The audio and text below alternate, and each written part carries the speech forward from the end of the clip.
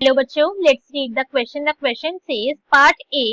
Explain the role of insertional inactivation in rDNA technology. Part B.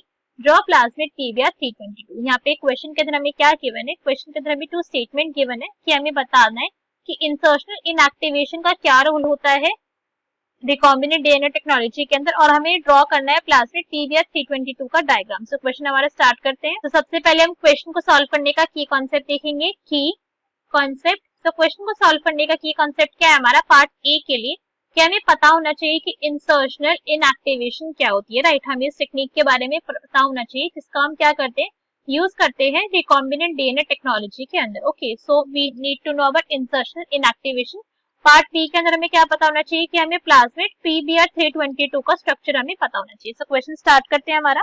सबसे पहले अगर हम यहाँ पे पार्ट ए की बात करें, इंसर्शनल इनएक्टिवेशन, तो अगर हम यहाँ पे रीड कर रहे हैं वर्ड इंसर्शनल इनएक्टिवेशन, तो इतना तो पता चल रहा है कि कुछ चीज यहाँ पे इंसर्ट हुई है और किसी चीज के इंसर्शन से यहाँ पे क्या है, किसी चीज का इनएक्टिवेशन हुआ है. यहाँ पे बेसिकली क्या चीज इंसर्ट करी गई, किस चीज का इनएक्टिवेशन, अभी यहाँ पे समझते हैं. इंसर्शन इनएक्टिवेशन में जिस चीज को हम इंसर्ट कर रहे हैं वो क्या है, हमारा जीन है. बेसिकली जीन ऑफ इंटरेस्ट है जिसको हम क्या करना चाहते हैं, हम इंसर्ट करना चाहते हैं एक प्लाज्मिड के अंदर और फिर बाद में उसका हम रेप्लिकेशन करवाना चाहते हैं एक होस्ट के अंदर. इसी को हम कहते हैं रिकॉम्बिनेंट डीएनए टेक्नोलॉजी. इनएक्टिवेशन यहाँ पे क्या होता है, इनएक्टिवेशन होता है यहाँ पे पर्टिकुलर सीक्वेंसेस का. और ये सीक्वेंसेस किसके होते हैं, ये सीक्वेंसेस होते हैं सिलेक्टेबल मार्कर के sequence. Okay, these are the sequence of selectable marker. अब समझते हैं कि क्वेश्चन के अंदर हमारा पूरा का पूरा जो कॉन्सेप्ट है वो क्या है. तो यहाँ पे हमने क्या बोला कि यहाँ पे हमारे पास हमें जीन का इंसर्शन करवाना है, तो जीन का इंसर्ट करवाना है तो प्लाज्मिड तो चाहिए ही चाहिए, इतना तो पॉइंट हम जानते हैं. तो अभी के लिए ये मान लेते हैं कि जिस प्लाज्मिड को हम यूज कर रहे हैं दैट इज PBR 322 का हमारे पास प्लाज्मिड प्रेजेंट है.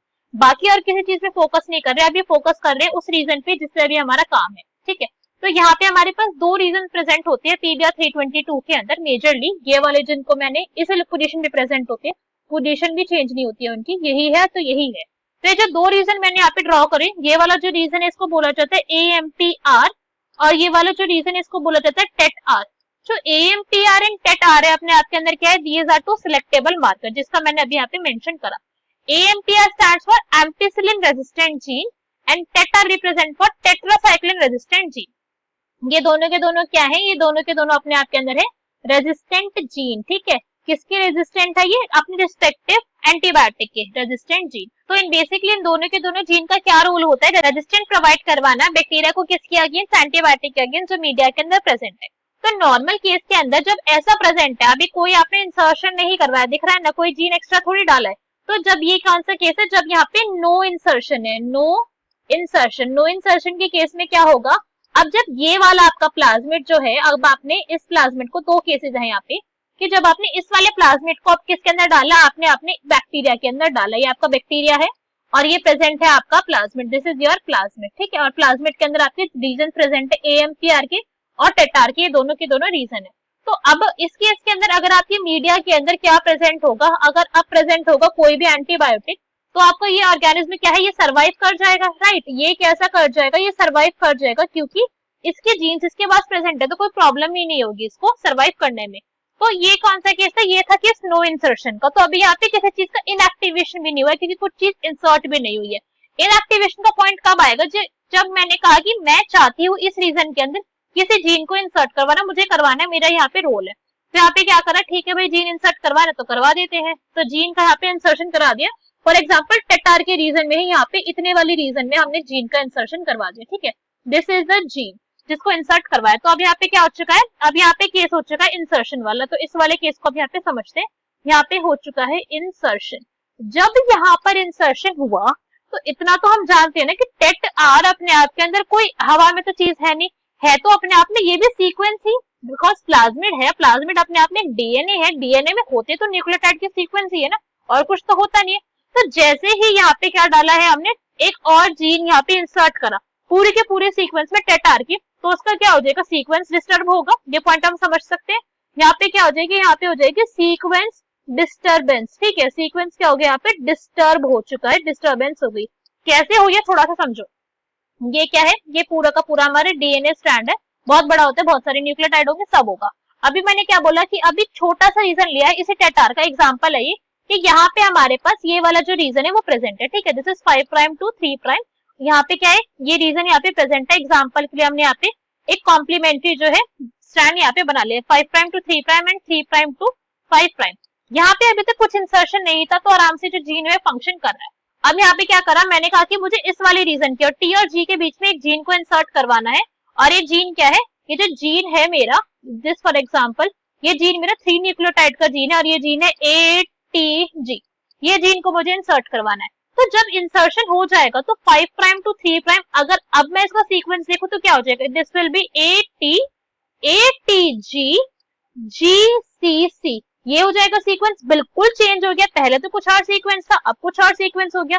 तो जो सीक्वेंस के लिए डिस्टर्बेंस हुई है तो क्या अब हमारा जो जीन था टेटार का वो फंक्शन कर पाएगा, नहीं कर पाएगा। तो ये कैसा हो जाएगा, ये हो जाएगा इनएक्टिव, ठीक है। इसके क्या हो चुका है, यहाँ पे इनएक्टिविटी हो चुकी है। तो इसी को हम कह रहे हैं कि यहाँ पे क्या हो चुका है, इनएक्टिवेशन हो गया, ठीक है। इनएक्टिवेशन ऑफ टेटार, टेटार का यहाँ पे क्या हो चुका है, उसका हो चुका है यहाँ पे इनएक्टिवेशन। तो जो हमारा पहले प्लाज्मिड जिस बैक्टीरिया के अंदर प्रेजेंट था, जो पहले सरवाइव करा था, जब कुछ भी वहां पे भलाई वहां पे एंटीबायोटिक प्रेजेंट था, कि अब वो सरवाइव कर पाएगा, अब तो नहीं कर पाएगा। तो यहाँ पे क्या होगा, फिर से वही प्लाज्मिड प्रेजेंट है हमारे पास, फिर से हमारे पास जो है हमारे रीजन प्रेजेंट है टेटार के और एम्पिसिलिन आर के, और यहाँ पे क्या प्रेजेंट है, इस बार हमारा इंसर्ट भी प्रेजेंट है, ठीक है। This is the insert. मगर इस केस के अंदर जो ये हमारा बैक्टीरिया है, ये क्या है, हमारा बैक्टीरिया का सेल है ना, दिस इज बैक्टीरिया, ठीक है, दिस इज बैक्टीरिया। अब तो ये सरवाइव नहीं कर पाएगा क्योंकि जीन ही कैसा हो चुका है, इनएक्टिव हो चुका है। तो अब ये कर जाएगा डाई, ठीक है। तो ये क्या हो चुका है, मर चुका है। तो इस तरीके से हम क्या करते हैं, इस तरीके से हम पता लगाते हैं कि हमारा कौन सा जो सेल है वो रिकॉम्बिनेंट बन चुका है और कौन सा सेल हमारा रिकॉम्बिनेंट नहीं बना है।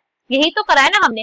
जिस सेल के पास प्लाज्मिड ये वाला प्रेजेंट ही नहीं होगा, जिसके अंदर इंसर्शन हुई है, वो कैसा हो जाएगा, वो हो जाएगा non recombinant cell. This is non recombinant. साफ हमें यहाँ पे पता चल गया क्योंकि सरवाइव कर गया, सरवाइव नहीं कर पाता मतलब वो कैसा होता, वो होता है इस केस के अंदर रिकॉम्बिनेंट वाला, बट नहीं कर पाए सरवाइव क्योंकि वहां पे जीन डिस्टर्ब हो गया था, वो नॉन रिकॉम्बिनेंट सेल है। और ये वाला सेल कैसा है, ये है यहाँ पे recombinant cell, this is recombinant cell, ये रिकॉम्बिनेंट सेल है।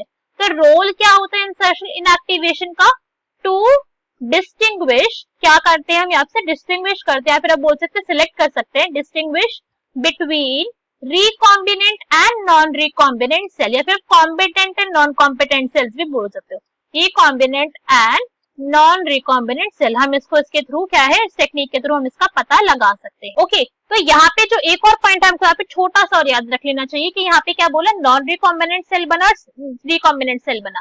जहाँ पे नॉन रिकॉम्बिनेंट सेल होते हैं वो अपीयर करते हैं डिफरेंट कलर के, क्योंकि अब भी यहाँ पे देखकर आप देख भी लोगे कि कौन सा सेल जिंदा है कौन सा सेल मरा हुआ है।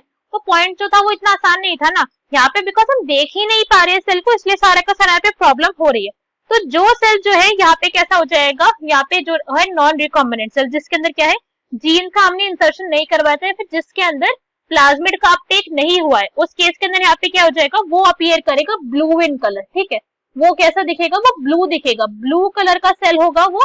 और जिस सेल के अंदर यहाँ पे सेल जो मर चुका है, जिसके अंदर यहाँ पे रिकॉम्बिनेंट प्लाज्मिड प्रेजेंट है, वो कैसा हो जाएगा, वो अपीयर करेगा यहाँ पे व्हाइट कलर का, this will appear white in colour. इसी टेक्निक को बोला जाता है ब्लू व्हाइट स्क्रीनिंग। क्या बोलते हैं हम इसको, ब्लू व्हाइट स्क्रीनिंग बोलते हैं। ब्लू व्हाइट स्क्रीनिंग के अंदर क्या है, हमने यहाँ पे क्लियरली आइडेंटिफाई कर लिया जिस सेल के कलर व्हाइट है वो सेल जो है वो डाई कर चुका है, और जो सेल ब्लू इन कलर है वो कैसा है, वो सर्वाइवर है। तो अगर इसको यहाँ पे जिस पॉइंट को हमको यहाँ पे हाईलाइट करके रखना चाहिए, that is recombinant cell which is died, कौन सा पेयर का होगा, व्हाइट कलर का पेयर होगा। और जो नॉन रिकॉम्बिनेंट सेल है जिसके अंदर ब्लू कलर है, वो कैसा होगा, वो सर्वाइव यहाँ पे कर जाएगा।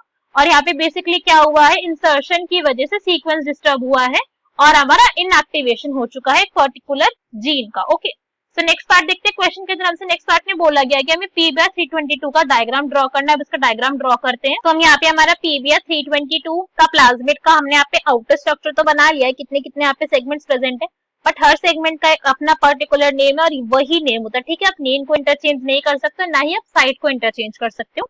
सो अगर हम यहाँ पे देखें, सो द फर्स्ट रीजन, ये वाला तो जो ये वाला रीजन यहाँ पे प्रेजेंट है, इस वाले रीजन को, ये पूरा पिंक कलर वाला, इसको बोला जाता है tet R, that is tetracycline resistant ji.